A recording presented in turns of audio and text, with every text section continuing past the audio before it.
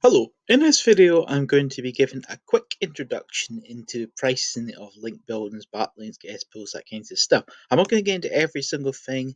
This is basically just an introduction, a dummy course, whatever you want to call it. The reason why I made this video, someone seemed really confused or puzzled or thought it was funny the idea of paying $500 for one guest post or one link. Now, I'm just going to be simple and make it straightforward for you. When it comes to buying a guest post, if you're dealing with someone in the Western world, this means anyone from, say, Canada, America, all the way basically Western Europe, such as UK, France, Germany, Belgium, basically all the Western world, Australia, New Zealand as well, including the Western Sphere or Western people as a whole for price ranges. When it comes to buying a guest post, you will be expected in most cases to pay a minimum price of around $100. $100 will basically mean a site which is getting around a minimum traffic of around 500 to around 1,000. That's the sort of minimum traffic spec. It could be more, it could be less, it doesn't really matter, but that's the sort of minimum price that you'll pay. The site itself will be ranking for at least 50 to 100 on the low scale. It could be more, it could be less, depending on niches. For example, if you're in a very competitive niche, such as, say, insurance, you're an insurance salesman, insurance affiliate, whatever, that kind of stuff, maybe you're in automotive, then the price can go up and up. If you're in the gambling niche, it can go up and again, because gambling is very competitive, and getting links in these sort of niches, you'd probably be looking around 200. It could be more, it could be less, but that's the sort of prices it be. So if someone tells you that $50 is way too much for a guest post or $100, that means two things. Either they've never done SEO before, they've never run a business which has online marketing knowledge, or they don't know what SEO means. When it comes to link building, everything has generally a price. This can be a price in the time it takes you to do a job. This can be a price it costs you to pay someone to do it for you, pay your virtual assistant, pay a manager, pay a whatever. It doesn't really matter. But this is sort of basic things people don't seem to understand, which kind of surprised me.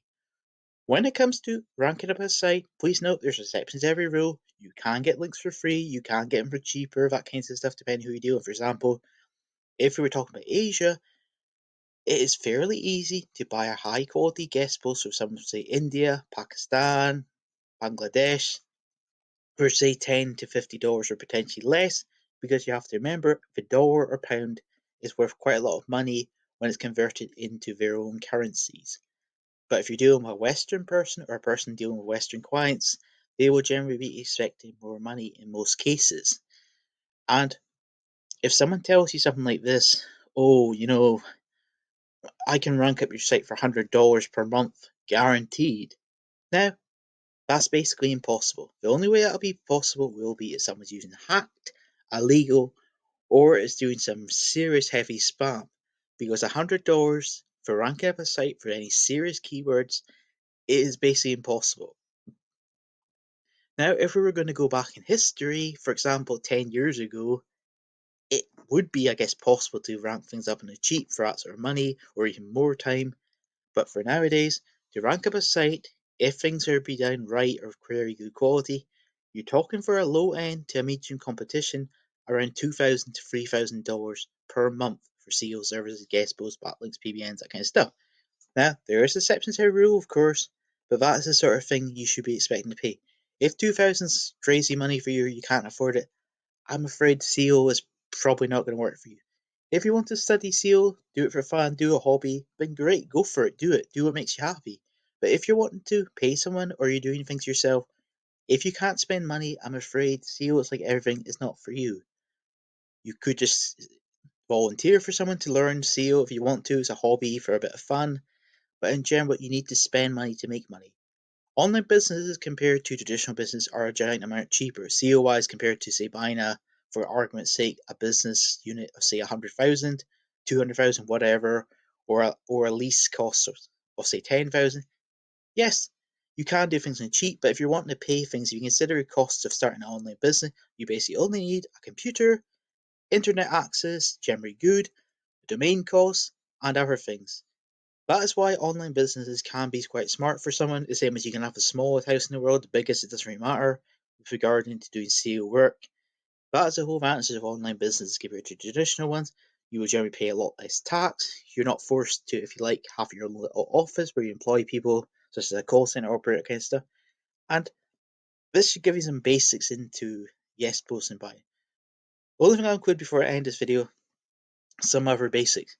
When it comes to the value of a site, please note there's many different things you can value on, but this is the basics. It'll be governed by these sort of things.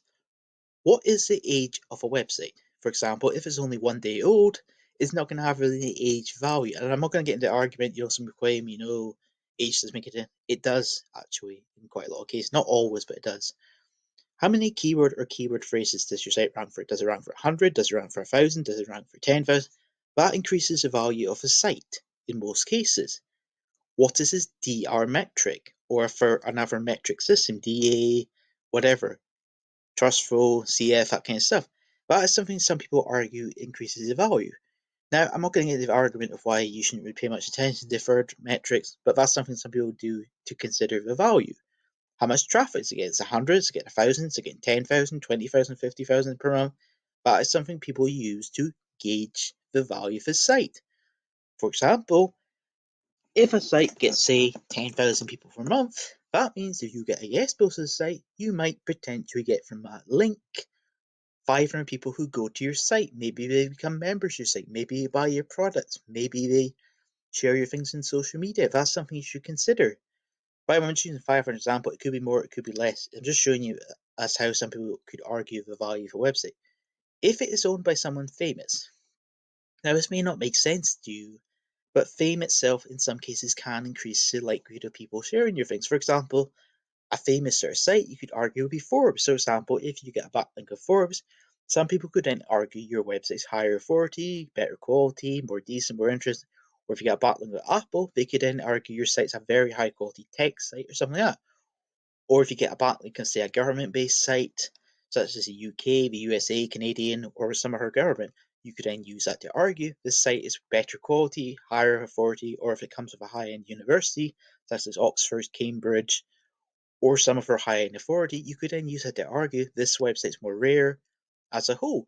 And that's just really some of the basics into it. I hope this sort of gives some people some guidance into it, because when it comes to link building, everything generally has a price, whether it's your time, you're paying someone, or something else. That's basically how things work.